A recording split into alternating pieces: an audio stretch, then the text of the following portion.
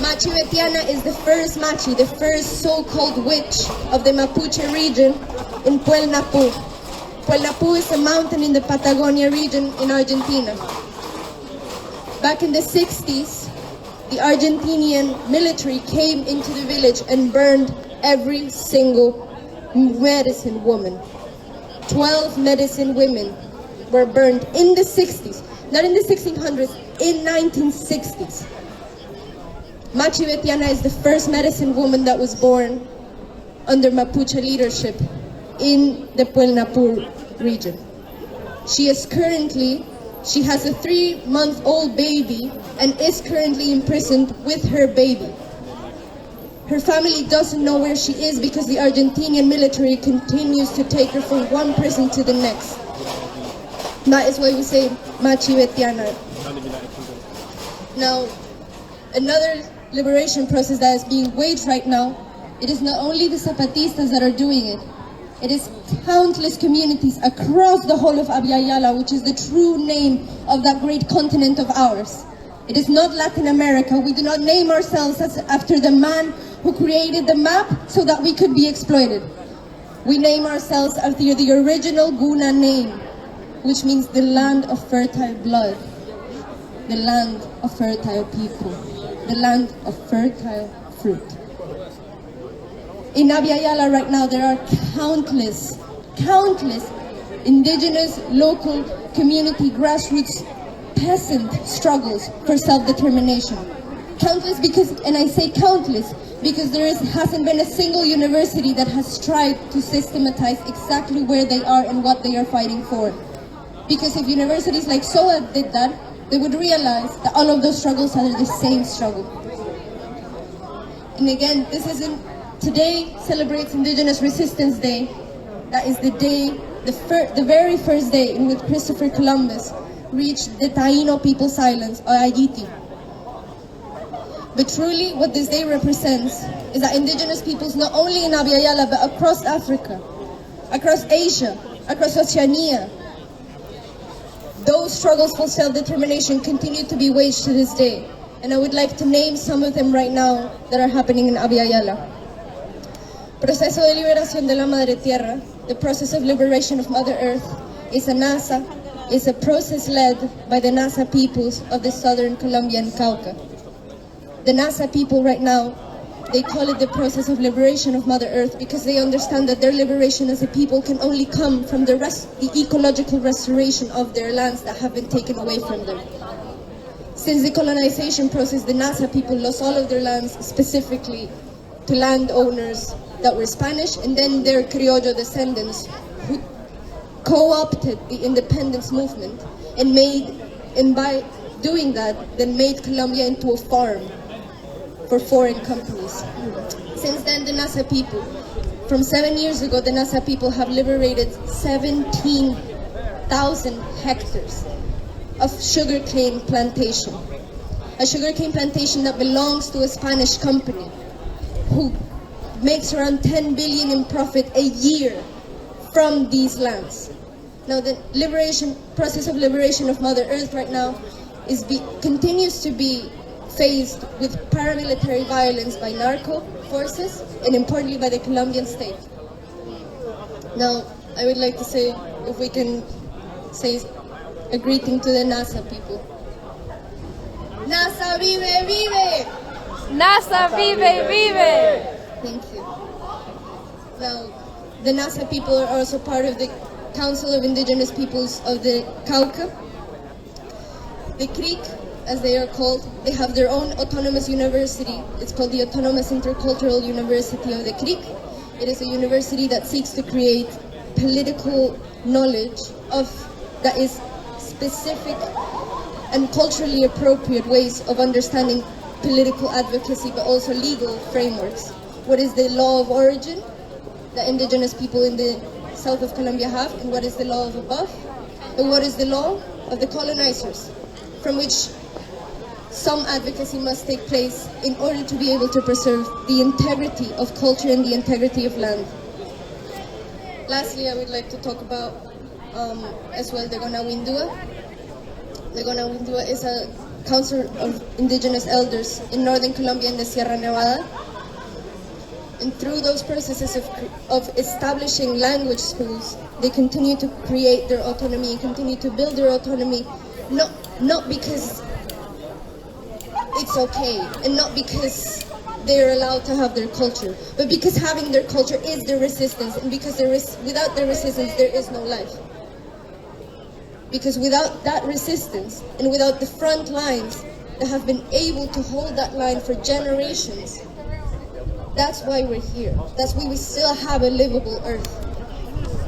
And that really is the challenge of Indigenous Resistance Day. That is not a day to talk politics, it's not a day to talk about the ecology, it's not a day to talk about the history.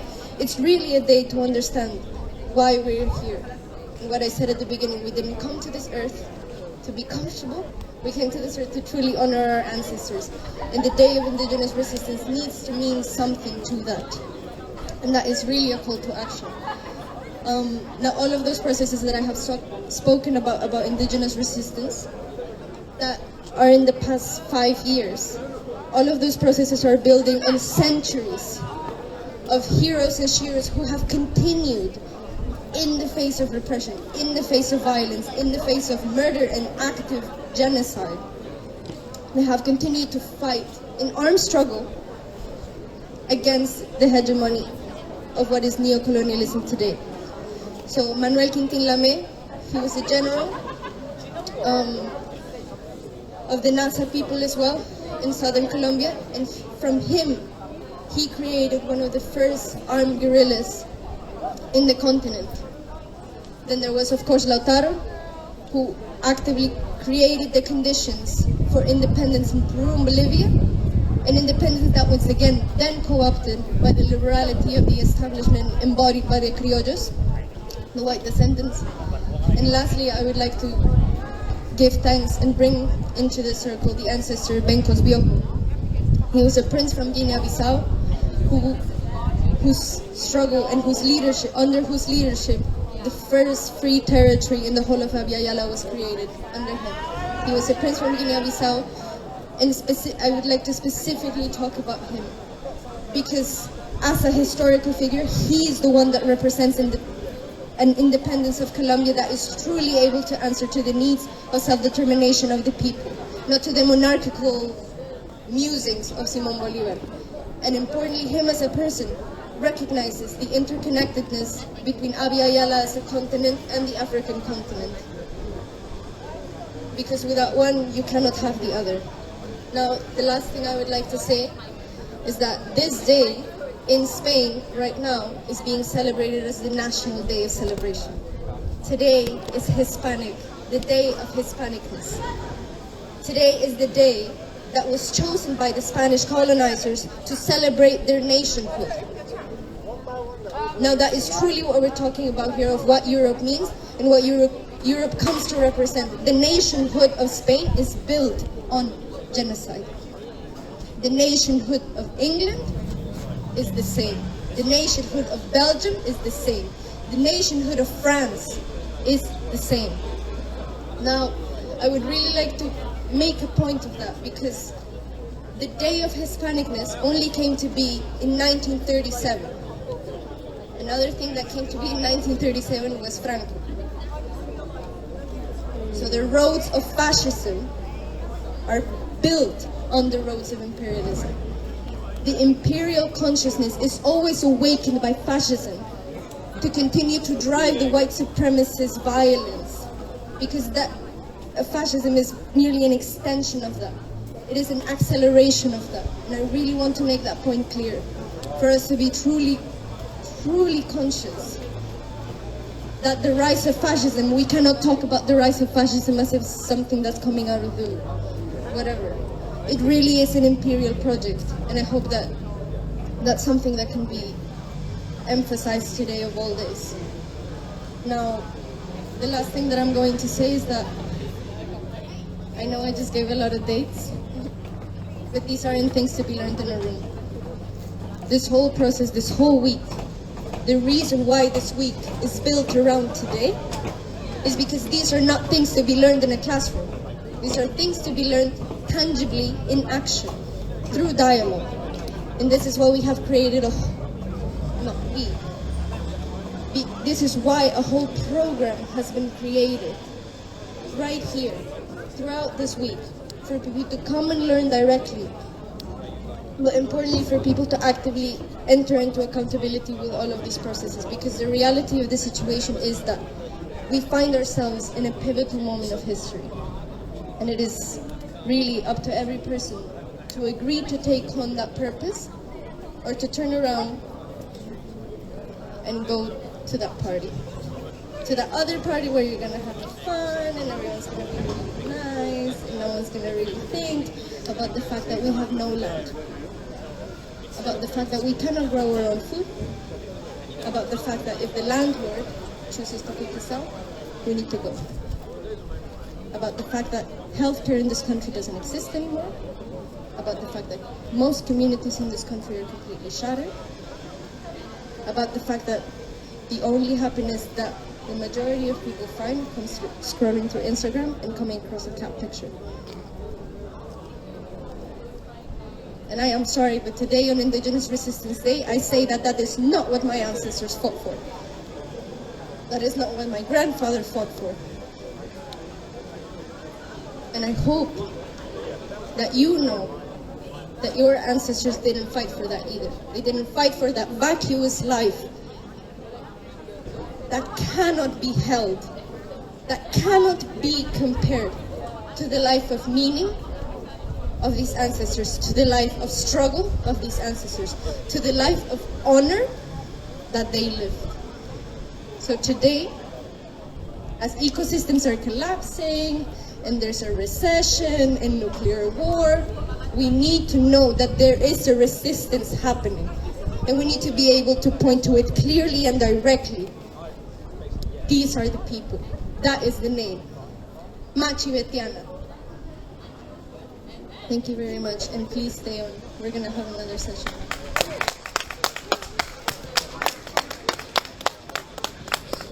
So just briefly, echoing those words, this is a moved bit of the program that was starting from earlier, which is titled "On the Pan-Afrikanisation of Indigeneity."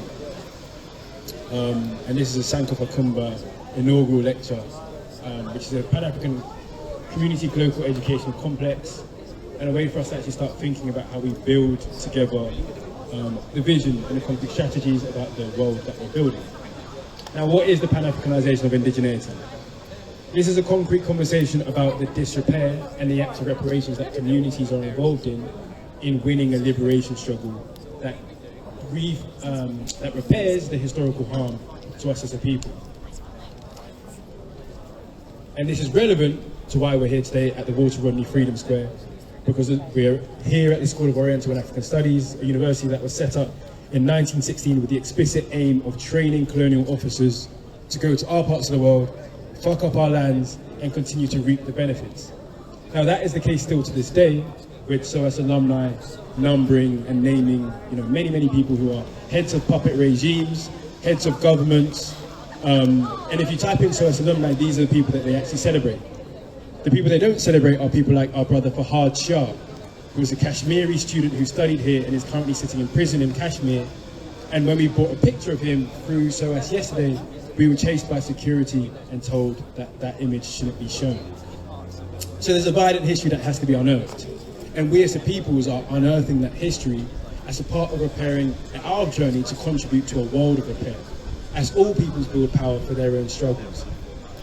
In 1884 was the Berlin Conference, a conference that was brought together by European powers. These European powers carved up Africa. Now this is a story that many people might be familiar with, but if you ever look at the continent of Africa, you will see that there is a huge continent, and there are a bunch of straight lines on this map. Now these straight lines indicate the straight rulers that literally parceled up lands, dissecting peoples from each other, carving families in half, often, and forcing them to have passports or to live across borders. And in doing so, these nations, which we call Bantustans, became states that were incapable of ruling themselves. Why? Because of the forced nature of forcing people into relationships that are new, creating new styles of living, new structures of ways of being, ways that we've still inhabited now to this day, and which also mean that our cousins might live across the border and we are being told by a world power that we can't cross over there to see our cousins. Imagine now the effects this has on economies, on education systems, on land, on food, on our ways of being, on our ways of remembering who we are, on dance, on languages. So we have thought and started to critically interrogate what is it that our struggle needs to continue to advance. In the era of the 50s and 60s, which is much like today, when the Western project knows that it has to resort to violence to hold on to what it's got, there emerged a cluster of people that were realizing that it was a necessity, a strategic and tactical necessity, that our peoples came together throughout the continent of Africa, bringing together more than 1 billion people to unite and actually build power. These are moments we look back on as favorable times, times that terrified other powers in the world because they recognized that a unified peoples and unified peoples around the world are fundamentally a terrifying thing for a global order that requires us to hate each other, requires us to not talk to each other, requires us to see each other as different and not see our mutual interests as human beings. Now in the 21st century, when this UK government could fall in weeks, when that struggle is really real and they're working out how we're going to keep people reliant on the exploitation of other people around the world who they don't know, we have to recognize each other's humanity and peoplehood and know that there are real struggles, like our sister Sarah was just showing, which are alive today. Freedom fighters who are alive today. Communities in resistance who are alive today. And how we build and make sure we don't take the failures that we might have made before. So we think about the challenges that we're faced with specifically, especially as African peoples, and a similar struggle that is being waged in places like between India and Pakistan, as people are starting to navigate these same questions in Abiy Yala, where indigenous peoples literally exist across borders but speak the same language, have the same culture, recognize each other's humanity. And for the question of Africa, this becomes a seriously important question, one that is urgent. And for those of us who are in the diaspora, one that challenges us to recognize who we are and who we've lost. Because we don't know our mother tongues. We don't know the ways of articulating how time works. We don't have our own frameworks, but there are people that still preserve that knowledge. Now today being Indigenous Peoples Resistance Day, we don't often think about African peoples. But the large majority of African people are indigenous people. Some of us might say that there is a specific tactic which would make it very effective for the indigenous struggle and our articulation as indigenous peoples not to reach Africa. Because if we knew our indigenous rights, we would know that this is sovereign territory that we step on, and we, who are respecters of Mother Earth, who are the original stewards of all of Mother Earth, can dictate how we need to care for our lands, how we can repair our own relationship with the world around us. So what does that mean from the concrete jungle of the School of Oriental and African Studies in the University of London? It means that we've first taken a step to hear indigenous truths be shared in a space that denies and systematically denies other forms of knowledge and ways of being. We were unfortunately not able to hear directly from our chief, Nana Kobanankecha IV, who's in Ghana, who's in the Cape Coast now today. And the important process of indigenous restitution that are rebuilding peoplehoods and rebuilding the institutions of power that could be the answers, and that really are the answers, for a world that's hinging on change. I digress. Because we're now talking about the question of the importance of indigeneity to our struggle as African peoples. And this is happening around the world, and it's a very live issue. And there are some concrete examples we'll touch on in this talk. Ethiopia, which has a system of a confederation of indigenous peoples that has existed as quite a significant large state in Africa, as one of the largest untouched states in Africa for the longest time. In fact, it's actually itself, it's an ancient civilization that has existed from times before even Roman civilization, which Europe founded its European identity on. And that system of a confederation of indigenous peoples shows that it's possible for people to live together in harmony with different languages, with different cultures, and even do that within a state. And this is an example that much looks like the plurinational state that is being fought for by people in Bolivia. That is a key example of the context that could be one in Chile. Examples that fundamentally change how we think about how we can live together. Now, what would that mean? I invite you all to quickly think about what that would mean for Europe, or the Isles of Britain, where there are indigenous peoples. Now, that might be a lost concept, but that truth was stolen violently from our people here, who have that journey also to recover. It's for this reason that we bring this lecture today, because Pan-Afrikanisation of Indigeneity must mean something for all peoples of the world if we're going to come together and actually do this thing.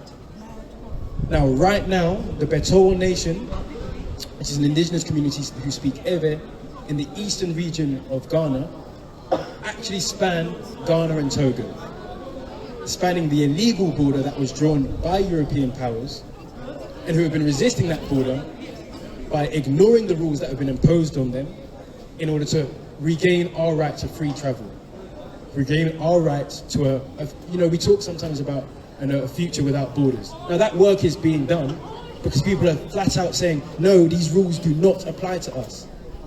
And that's what it means to be a powerful indigenous people. But where is the support from here for our Betoa Nation and their work to recover their institutions? Yeah, come through and show this. So Sankofa Kumba is in part supporting the Global Citizenship Education Project for Planet Repairs Action, being led actually by the principal coordinator Akofa Gakpa, a Betoa woman, freedom fighter and leader, who is really showing how Planet Repairs Action is about the concrete examples on the ground, restituting indigenous dance, like the Bobobo traditional dance music. If you search on YouTube and you look in the comments of a Bobobo dance music, people are like, is that twerking? Yeah, this was the original way that we used to celebrate women's fertility. Not to demean our peoples, but actually to celebrate the unity of life and balance. And that is still being preserved actually by the indigenous people of Betoa. It's also an example of work that has already been Pan-Africanized, because Bobobo dance can be found in places like Guinea. It can be found in places like Ivory Coast under a different name. And very similar parallels also exist in the Caribbean.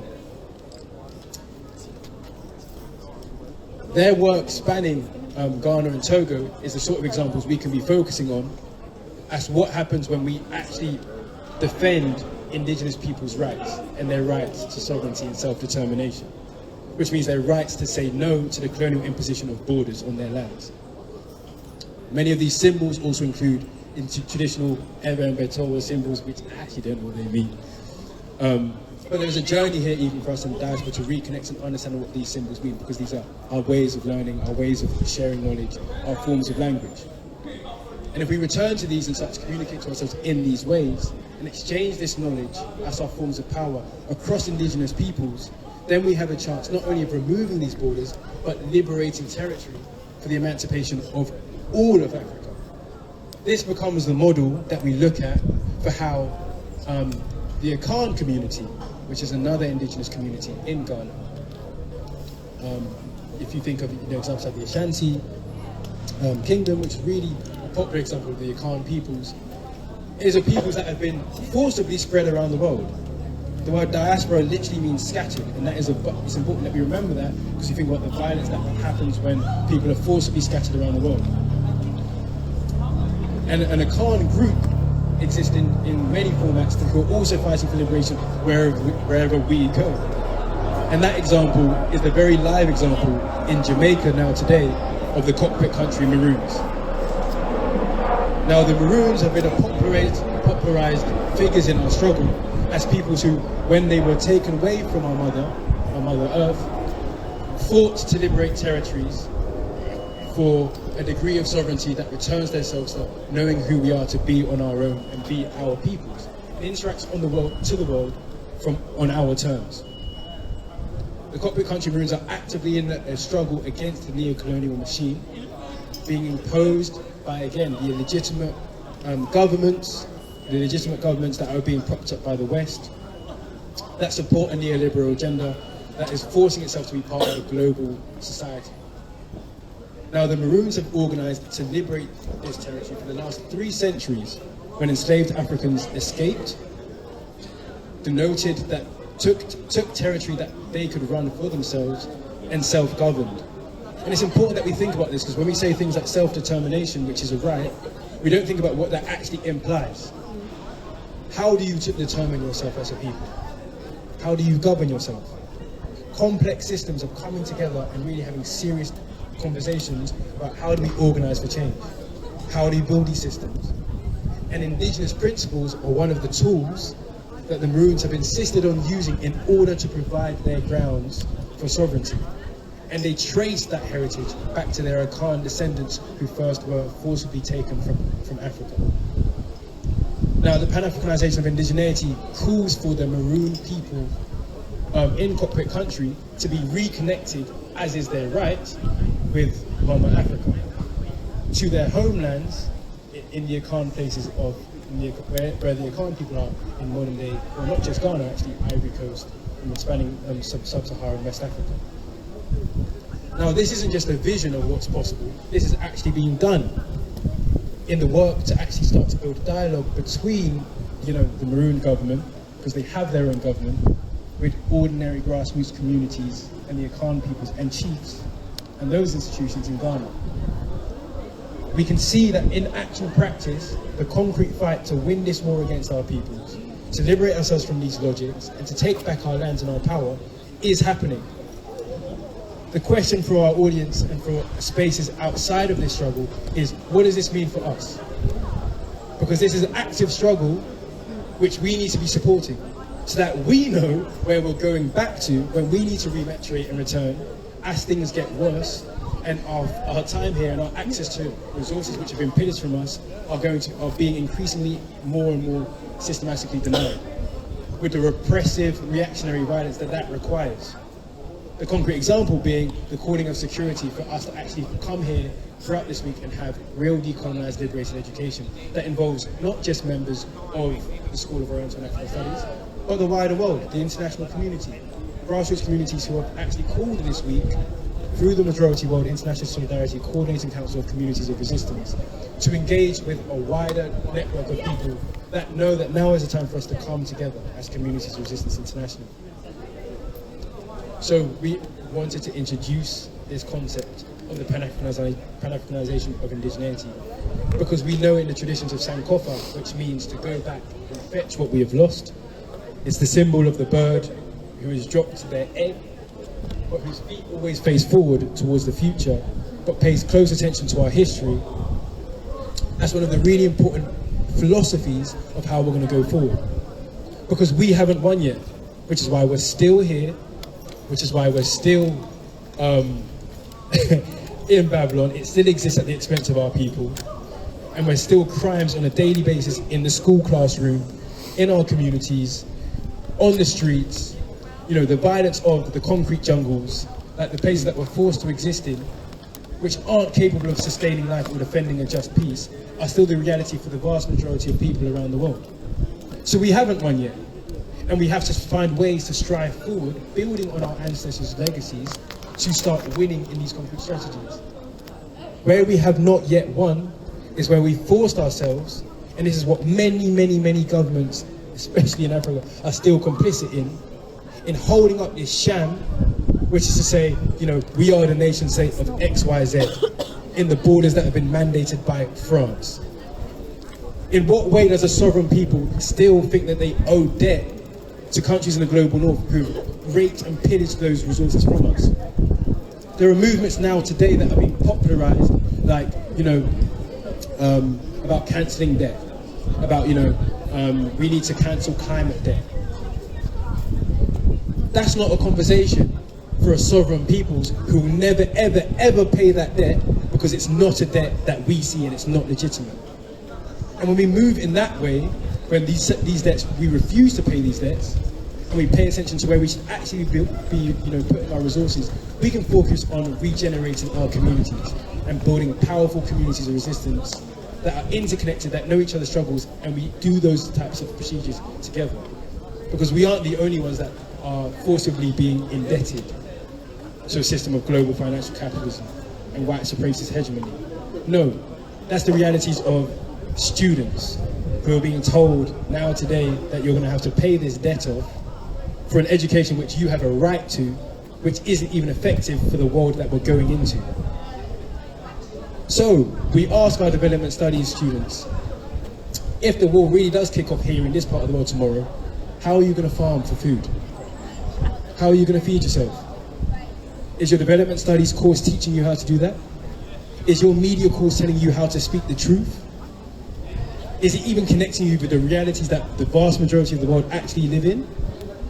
If the answer to any of these questions is no, then you know that you need to liberate your education for your own self. Otherwise, you're wasting your money, you're wasting your people's time, and you're doing that on the borrowed time of all of humanity, including all of our ancestors. So we've got a long way to go to think about how we make our time on this earth relevant to the peoples that have made it possible for us to be here. When the cost of living here isn't just going up, it's genocidal. It's a cost of living that is actually costing us our rights to be. And if you live in London, you know that just by breathing this air, you're breathing illegal rates of air pollution. So this society is a crime scene that we need to systematically get serious about changing. And that means us coming together, knowing these stories, creating more spaces, not when we just talk, but when we plan our way out of this mess. And in doing so, we recognize each other's strengths and weaknesses, and as peoples, we come together to come back from the brink of a mess which, generations before have left us in. And to be honest to those generations, you owe it to the younger ones to tell them this truth and to fight that their education can be liberated too in the interest of a planet repairs. We risk being another complicit generation that is going to not see the end of this century. And that might be fine for Mother Earth, but it sure as isn't fine for our ancestors who have fought for an alternate vision and died in that process. We invite in the Planet Repairs Action Learning Education Revolution people to consider these things, that there are ways that we can organise like communities like the Beton Nation have shown, like the Akana Indigenous Communities Resistance, like the Nzima, who are saying no to illegal mining concessions from Western companies on their land to steal gold, who are standing up and rallying around but don't know that there's an international voice that's there to support them. That these are the people that we need to hold up, who our media should be paying attention to. And because they won't do that, we're going to have to build that ourselves. And we're compelled to build these real connections in a way that can be sustained for a world that we actually all want to live. And we give that world a name. We call it Mata Buntuman in Ubuntu Dunya. And Mata Buntuman refers to a Pan-African communion of indigenous communities throughout the world, building a vision of Ubuntu Dunya, which is a world where many worlds fit, as our compas in Mexico have called it. But that's a pluriversal world where we can respect and see each other eye to eye and know that what's happening in Iraq to our brothers there, and for the hundreds of thousands of people that have been murdered, that is on our time too. And these are our siblings in struggle that we need to do something for. Throughout the course of this week, we will continue to hold space, have a time where we can actually see in a different future and build really meaningful discussions that turn into our action plans for change. What does this mean? You're interested in PRALA. Form a COLSAG, a Community of Lifelong Learning Study Action Group. And let's commit ourselves to work to be accountable to majority world community resistance so that we can join their struggles, so that we can emancipate ourselves in the process. And from there, let's develop the ways in which we can stay connected in all the skill sets that we need and have to actually build a force for change in the long term. That's the challenge that this time calls for. That's the work we're here to engage with, and alongside communities of resistance, this is ways that we can concretely talk about actually how we're going to win this struggle. We give thanks and abundant blessings to you all.